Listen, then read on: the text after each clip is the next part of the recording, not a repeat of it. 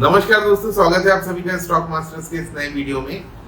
दोस्तों, जैसे कि मैंने फ्राइडे को आप लोगों को बोला था थर्सडे के वीडियो में कि फ्राइडे को मंडे मार्केट नीचे जा सकता है, 39,400 450 के एरिया तक जा सकता है और वो हमारे लिए अच्छा बाइंग लेवल होगा। मार्केट को अगर मैं आप लोग को दिखाऊं छोटे टाइम फ्रेम में, तो सुबह जो हमारे पास डिप आया था मार्केट में, वो आप लोग देख सकते हो कि तकरीबन इसी लेवल के आसपास से हमने बहुत स्ट्रांग बाउंस दिया। कुछ देर मार्केट यहाँ पे फंसा रहा और यहाँ से जो बाउंस आया वो बहुत स्ट्रांग बाउंस था। मैंने आप लोग को अपने टेलीग्राम ग्रुप में भी अपडेट किया था कि मैं यहाँ से लॉन्ग पोजीशन बना रहा हूँ for long term position. Long term मतलब फॉर 1 वीक 2 वीक के लिए मेरा ये पोजीशन होगा और यहाँ से मेरा जो स्टॉप लॉस है वो 39,200 250 के एरिया पे है और यहाँ से मैं एक अच्छे बाउंस को एक्सपेक्ट कर रहा हूँ। उसके बाद हमें जो बाउंस मिला 39,700 39,780 तक का हमें ये बाउंस मिला और उसके बाद एक ट्रैपिंग सिनारियो दोबारा से बनाया गया। मार्केट ने दोबारा एक डिप दिया, 39,351 के आसपास मार्केट बैंक निफ्टी में बंद हुआ और मेरा स्टॉप लॉस जो है पोजिशनल बेसिस का वो अभी भी होल्ड कर रहा है। 39,250 200 वाले एरिया पे मैं एग्जिट करूंगा। उसके पीछे का मैं आपको लॉजिक क्लियर कर देता हूँ कि मैं ऐसा क्यों बोल रहा था। अगर आप ये रीसेंट ट्रेंड को देखो, यहाँ से इस ट्रेंड को अगर आप यहाँ पे एक फीबो प्लॉट करो तो उसके बाद हमारा ये जो दोबारा से रिट्रेसमेंट आया है, ये तकरीबन 61% का जो एरिया था, 61-66% का जो एरिया है वो यहीं पे आ रहा था 39,400 450 के पास।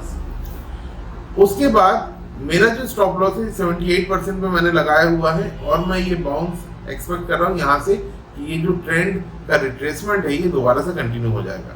किसी भी ट्रेंड का 61 से 66% का रिट्रेसमेंट एक बहुत स्ट्रॉन्ग रिट्रेसमेंट माना जाता है और इस रिट्रेसमेंट के बाद अगर हम फॉलो थ्रू करते हैं उस ट्रेंड में तो बहुत स्ट्रॉन्ग बाउंसेस आ सकते हैं या बहुत स्ट्रॉन्ग कंटिन्यू कर सकता है वो ट्रेंड। तो इस थ्योरी के साथ, इस सेटअप के साथ, इस स्ट्रेटेजी के साथ मैं इसको ट्रेड कर रहा था और मेरे स्टॉप लॉस तो फ्राइडे को नहीं गया और मंडे के लिए हमें दिख रहा है कि US30 ऑलरेडी प्लस है। बहुत सारे उथल पुथल के बाद फ्राइडे को बहुत वोलेटाइल था यूएस मार्केट भी और यूएस मार्केट में अगर आप देखो तो फ्राइडे में जब हम ओपन थे तब मार्केट में बहुत स्ट्रॉन्ग फॉल आ रहा था और हमारी क्लोजिंग के बाद मार्केट धीरे धीरे ऊपर की तरफ शिफ्ट हो गया और अपने प्रीवियस डे क्लोजिंग के ऊपर ही मार्केट बंद हुआ है। तो ओवरऑल जो यूएस में सिनारियो आपको दिखेगा कि मार्केट लोज से बाउंस कर रहा है, एक base formation kind of thing है। और अगर मैं डेली कैंडल्स भी आप लोगों को दिखाऊं तो डेली टाइम फ्रेम में आप लोग देखो कि मैंने यहाँ जो फिबोनाची प्लॉट किया है डेली टाइम फ्रेम में, वो प्लॉट किया है इस ट्रेंड के ऊपर। This is the trend.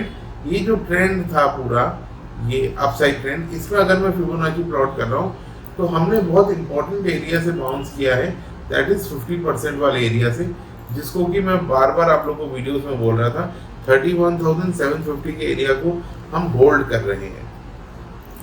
तो हमने ये जो डिप लगाया फ्राइडे के दिन, ये डिप हमने 39,750 तक ही लगाया है और वहां से हमने एक स्ट्रॉन्ग बाउंस दिया है।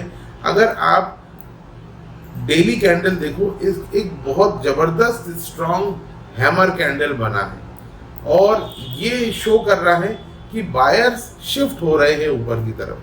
पहले हमें इस एरिया में बायर्स मिल रहे थे, अब हमने तकरीबन 350 पॉइंट्स या 300 पॉइंट के ऊपर से हमने बायर दोबारा अटेन किए हैं, बायर को री एनर्जाइज किया है 300-350 पॉइंट ऊपर। और तो ये अगर फॉलो थ्रू हमें करेगा तो हम दोबारा से ये जो वेज का फॉर्मेशन है, इस वेज की फॉर्मेशन को भी हम ब्रेक कर सकते हैं।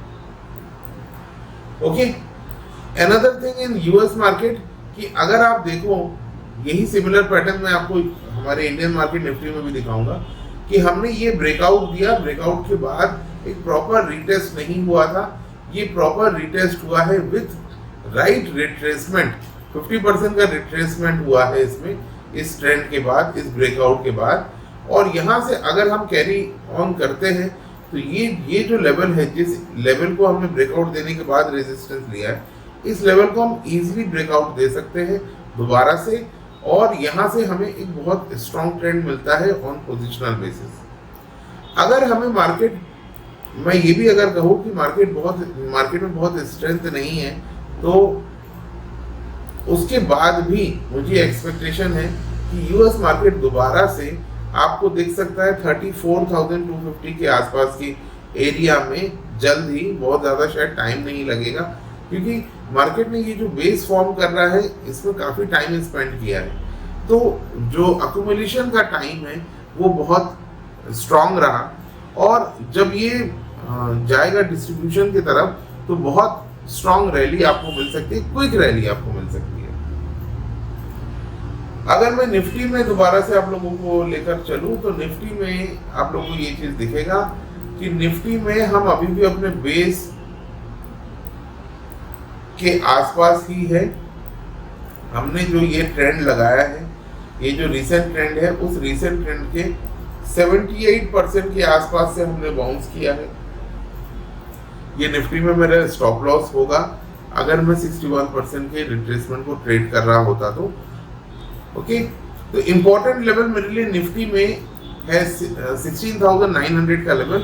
इसके नीचे की एक दिन की क्लोजिंग हमारे लिए बहुत टफ सिनारियो बना देगा। और इसी तरह से अगर बैंक निफ्टी की बात करूं, तो बैंक निफ्टी में मेरे लिए इम्पोर्टेंट लेवल क्या है, 39,214। ओके, तो ये दोनों इंपॉर्टेंट लेवल्स आप लोग मार्क कर लीजिए अपने चार्ट में। इसके नीचे मार्केट हमें ये कहेगा कि हम दोबारा से नीचे की तरफ जा रहे हैं, या हम ये ट्रेड करेंगे फिर उसके बाद कि अगर उसके नीचे सस्टेन करता है मार्केट एक दिन और आपको क्लोजिंग के बाद कंफर्मेशन देगा एक दिन का कैंडल और, तो उसके बाद और नीचे की तरफ ड्रैग डाउन हो सकता है। लेकिन इस समय जब तक हम मार्केट में अपने रिसेंट लोज के ऊपर है, तो मैं बार बार आप लोगों को बोल रहा हूँ कि मैं यहाँ से बाइंग अपॉर्चुनिटी देखूंगा। और कुछ इसी तरीके की चीजें आपको यूएस मार्केट में दिख रहा है कि जब जब लोगों को लग रहा है कि मार्केट में फ्रेश फॉल आएगा, वहां से मार्केट बाउंस करेगा। तो इवेंट्स काफी सारे हो चुके हैं। अब इवेंट्स रिसेंटली आपको कोई नहीं मिलेंगे जिससे कि आप बहुत ज्यादा वोलेटिलिटी उम्मीद कर सको। आपको ये देखना है कि अभी प्राइस एक्शन में क्या दिख रहा है आप लोगों को। तो एक बार मैं आप लोगों को आरएसआई दिखा दूं। आरएसआई अगर आप लोग देखोगे डेली टाइम फ्रेम में, तो आरएसआई में रिसेंटली क्लियर डाइवर्जेंस हमने लास्ट वीक देखा। अभी का क्या सिनारियो है, अभी बहुत ज्यादा वीकनेस तो नहीं बोल सकते हैं, 35 के आसपास हमारा डेली आरएसआई चल रहा है।